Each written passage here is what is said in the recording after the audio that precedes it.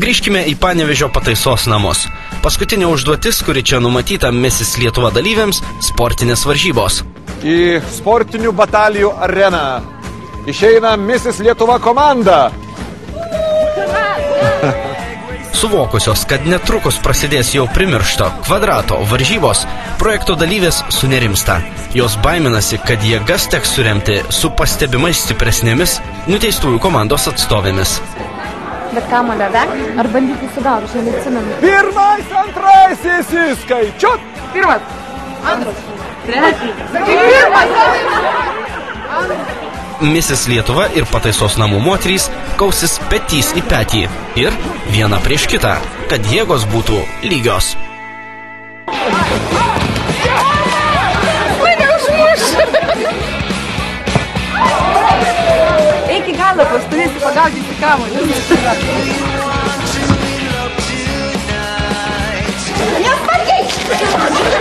Buvo žvirblių šaudymas iš kulkosvaidžio. Aš jutausi kaip žvirblis. Trauma! Jis negaliu žaist traumą! Kometos skartas smūgis. Koks smūgis? Baisu gauti kokią traumą arba iš kamuolio galvą ar dar kur nors. Bet tai yra sportinis azartas. Aišku, pirmas kartas yra toksai, jeigu mes dažniau čia lankytumėm ir žaistumėm su jom, tai manau būtų įdomesni žaidimai ir daug karčiesnės kovos. Aja! Štai ir baigėsi varžybos. Rezultatu 2-0. Man gėda. Nu tai jo, pralošėm, ką darysim? Kažkas ten traška. Dabar tavo nosis bus kaip nelabai.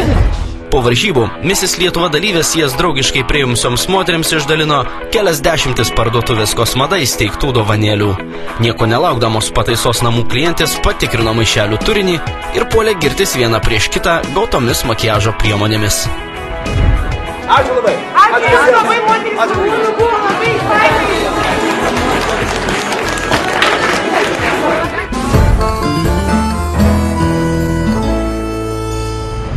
Po viešnagės Panevėžio pataisos namuose trumpam persikelkime į radiocentrą, kur akistatos su Vyteniu Sinkevičiumi laukia Sonata, Olivija ir Vida. Nors merginos atrodo ramios ir drąsios, prieš tiesioginį eterį širdelės dreba visoms. Ką šiuo metu veikia Žilvinas Grigaitis? Jisai arba gali būti išvykęs į užsienį, arba kur nors gražius kostiumus matuojasi. Nežinai, kas čia? Ach, ne, ačiū. Čiagi visų ponių draugas. Nu, visų ponių dizaineris mūsų. Jūsų. Dieve, aš užkrito pavardė. Minutėlę. Nu, labanakt, negali pasakyti. Mantukas čia, Petruškinas. Petruškevičius. Padėjau. Turi žinoti, kuo žymus yra Jonas Jablonskis. Tai ir žinau, jis yra kalbininkas ir jisai sakė alų gerti sveika.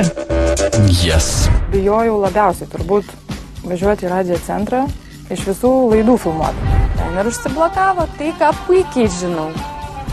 Įsivaizdavau, kad aš tiesiog neturiu laiko mąstyti ir nesvarbu, kaip aš pasakysiu. Po klausimų atakos laidos vedėjas Vytenis ir prodiuseris Ernestas moterims pateikė užduotį. Įsijautusios lyg tikros dainininkės rungtyniavo, kuri ilgiausiai išdainuos Vytenio parinktą natą.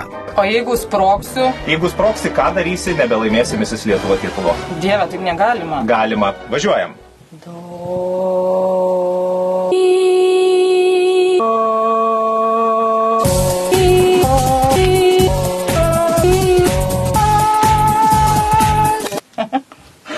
Super. Vytenis, sužinojęs, kad kai kurios pretendentės į Misis Lietuva titulą yra vienišos, ėmėsi piršlio vaidmens. Kokias savybės turi tas jis turėti? Išmintingas. Taip. Netrūksta išminties, tikrai taip. Apdovanotas vyriškų grožių. Vyriškas toksai. Vyriškas. Nebjaurus, tikrai. Nebjaurus. Ir romantiškas. Aš įradau vyrą. Jie susipažino, taip, su radio centro popietinės laidos prodiuseriu Simu Stankovą. Simai, linkėjimai.